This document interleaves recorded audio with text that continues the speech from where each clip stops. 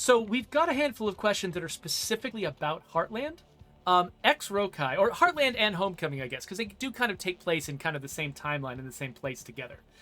Ex Rokai wants to know what happened with Jurassic Junction. Isby and Chavez don't go into much detail about it. I want the full story of what happened. There's no mention of some of the characters from Heartland and what their fates were. And similarly, Peroxicus added to that, I would love to see Brock and Aunt Fee again, but I don't know if they're alive. The story of Jurassic Junction is a bit of a tragedy. Um, Obviously, Heartland, it is the home base for your team. You build it up, and it's a pretty awesome home base, right? It's the most tricked out, spacious home base we've ever built.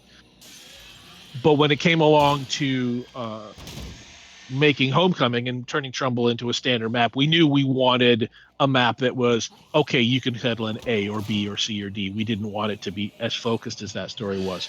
So we had to do something. We had to break Jurassic Junction. The story of Jurassic Junction is told through Isby and Chavez's interactions in some of the missions that you play through. It's also hinted at some details in the aforementioned audio journals from Reba and Diana, who are, as far as we can tell, the only other two people besides Isby and Chavez who survived whatever happened there. Also, it's told environmentally. I don't know, Brant, you want to talk a little bit about some of the environmental storytelling that we used? That was a tough one to hand over to the environment team, Chris and Doug Juno. Was like, take this and tell the story of its death, right? And I mean, the hints we gave are pretty obvious. There's a lot of like gas puddles, and if you look subtly, there's the fumes of chemicals emanating from the area. And Andy, please correct me if I'm wrong, but there was an attempt to offload remaining fuel from the underground tanks, and something horrible happened, right? We didn't have resources or the time to properly show a giant like explosion area where firestorms and stuff like that. But I think the environment guys, people really did sort of hint at it very well as to what happened. You have the tanker truck, wreckage there, and there's a lot of those gas puddles lying around. So some sort of toxic event happened there, and it was bad.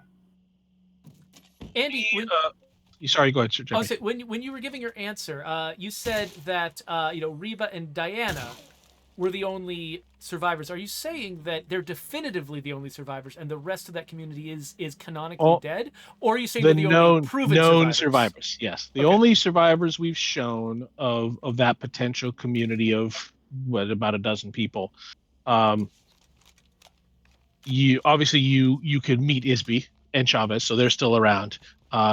We can read or hear journals from Reba and Diana, who survived, and they tell about the death of Malik, who was who died from the after effects of that catastrophe. But there's a lot of other characters there whose fates we're not specific on. In some cases, that's simply to be a little more fun about it. Others, it's because we weren't exactly sure about who was in your community when you played through that. But ultimately, like when I approach a story like this, where you're going to talk about a tragedy that happened in the past that nobody who's still around really wants to relive and recount, I find the most effective way is to do it through environmental storytelling, like Brant was describing, destroyed gas tanks and puddles, like, oh my God, something horrible happened here. And a lot of subtext and side references, because nobody's going to come out and say, here's the exact timeline of what happened, because people don't work that way. Either they're talking about it with someone who doesn't know what happened, in which case they're going to probably dodge the subject because it's too painful. Or they're talking with it about somebody who does know what happened, in which case they don't have to go into details because they both know it. They only have to talk about, sort of bits and pieces of it, what it made them feel like, or remembering a person, or things like that. So that's why I specifically approach this story with, I'm not going to lay out, this is the exact timeline, here's who had lived and died, because that's not really how we tell stories like that, I think, in the most effective way. So we were a little vague there, and that was very intentional. So that actually kind of relates to the next question that I've got on my list here, because Genoa wants to know. Mickey says he lost his daughter due to his toxic family. I interpret that to mean that he lost touch with her, but others say that she died. And I'm curious, when you were writing that line from Mickey, how did you intend it to come across? I intended to walk the line between exactly those sorts of extremes. Heartland has a variety of potential resolutions to the story of Mickey and Larice, and some of them are happier than others. So, but we knew that Larice was not going to be a character in Homecoming.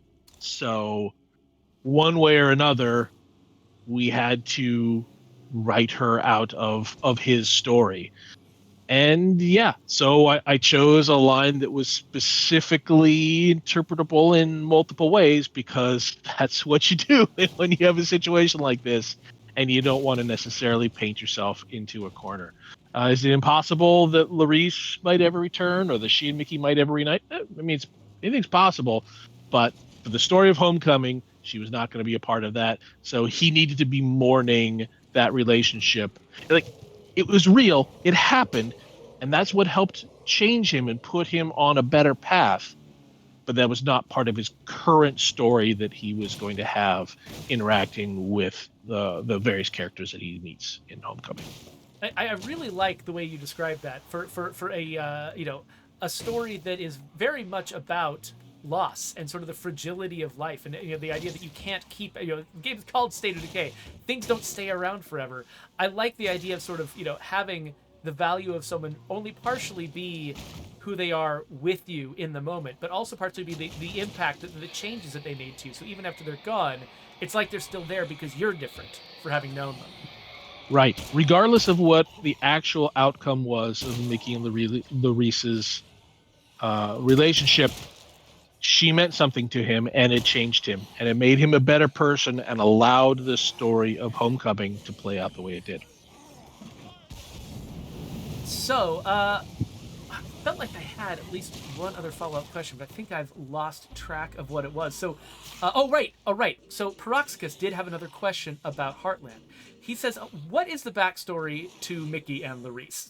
Since we're talking about them anyway, my sister watched me play the first part of Heartland, and we debated and theorized that relationship to death.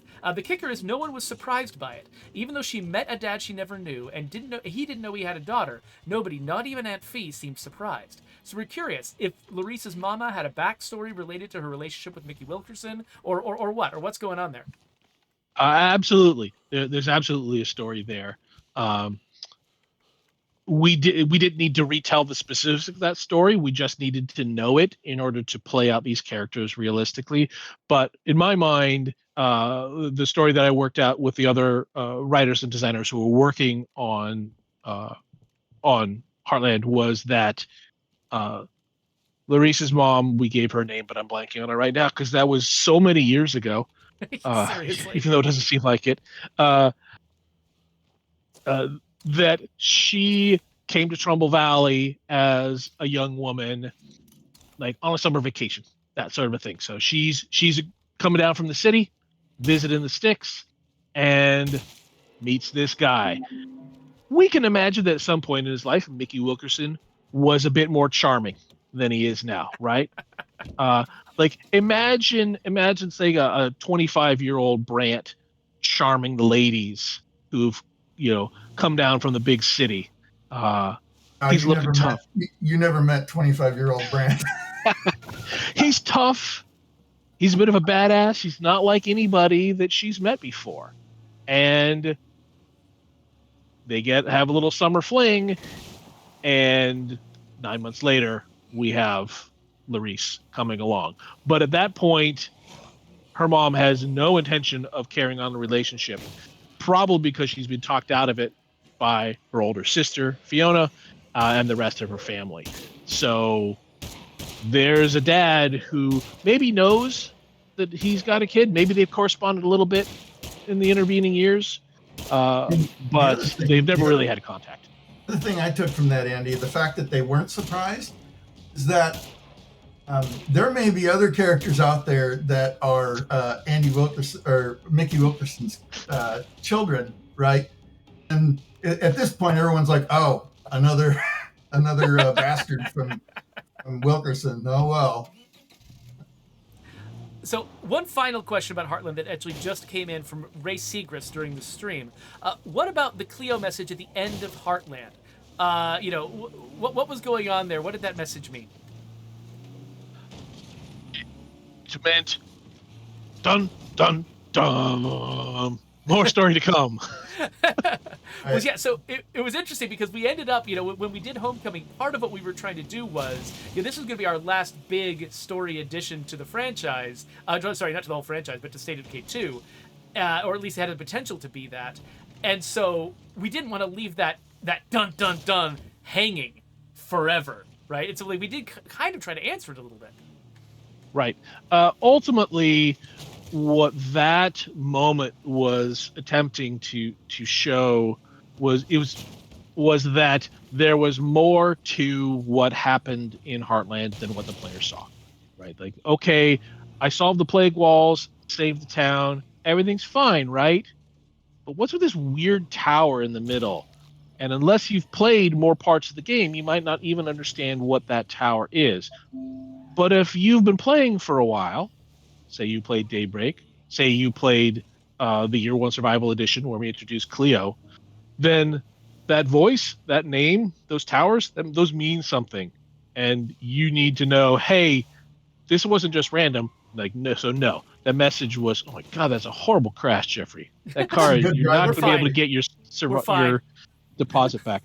So, yeah, that was attempted to create a little bit of tension. It's we live in the land, the timeline of the post-credits scene now, so like we had to include something like that. Sort of felt obligatory. Ominous, scary. Not quite Thanos showing up, but